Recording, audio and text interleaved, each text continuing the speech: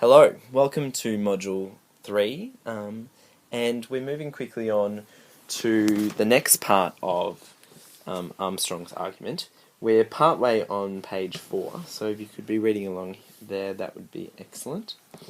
So, Armstrong is basically saying here with this quote on the slide that we're done with rebutting his belief in science and his raising of counter-arguments, and he's now going to really delve into the physico-chemical explanation of the mind that he's wanting to really come to.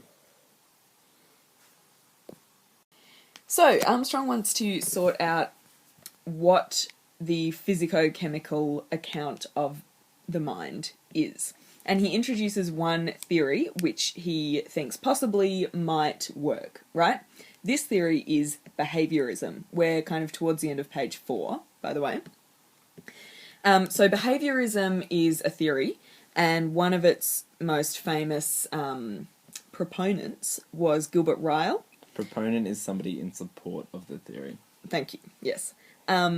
So Gilbert Ryle was a famous behaviourist, and he criticised Descartes. As we know, Descartes was a dualist. Behaviourism is kind of the opposite of dualism.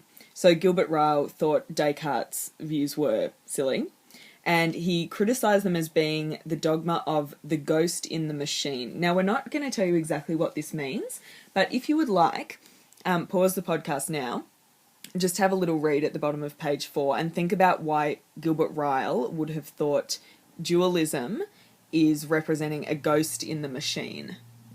Really visualise that. What would it look like? Maybe do a drawing. Drawing would be good. So Armstrong's going to talk about two types of behaviorism. Firstly, crude behaviorism, which is a really simple form of it, which he starts talking about at the top of page 5, and that's what you're using to answer question 9. And then Rylean behaviorism. So Rylean being Gilbert Ryle, who came along and made this idea of behaviorism a bit more complex. Yeah, a bit. He kind of improved it from the really simple, crude behaviorism. Fantastic. So, let's begin with crude behaviorism. Armstrong gives an explanation of what crude behaviorism says about the nature of the mind. Now, in order to explain this, I'm going to use an example. So, you guys might not know this, but Mr. Warwick is always behaving in a really angry way, right? He's always going around punching walls and yelling and just being generally horrible. Is that right? Yeah, see, that's typical of what we experience of Mr. Warwick.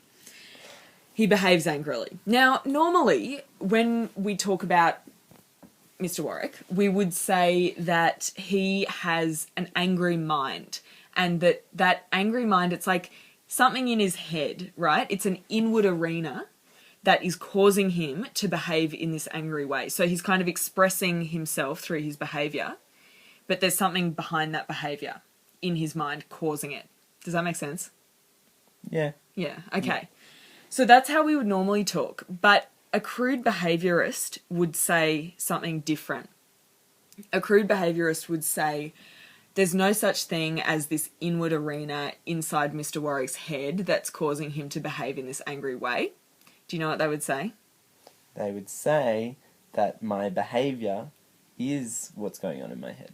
Well, they'd say there's nothing going on in your head. Oh. They'd say your behaviour is your mind. Like, your mind is nothing more than just how you behave.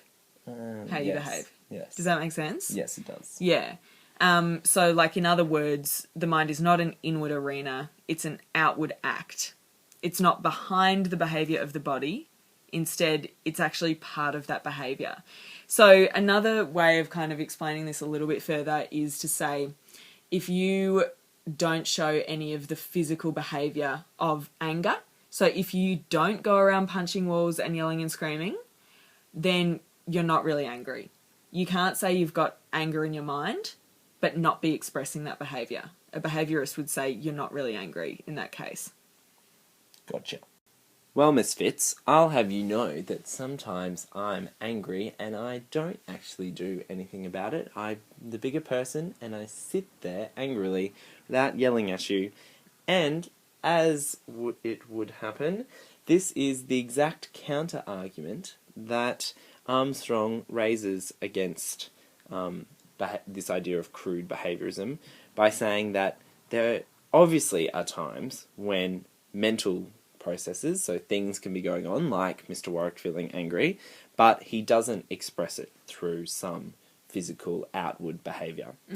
So I can be angry, but don't do anything with my body, therefore my mind can't just be my behaviour. Yeah, I see what you're saying. What you're saying there. You're saying that there's something actually going on in your mind that's actually separate from your behaviour. So crude Exactly. behaviourism must be wrong.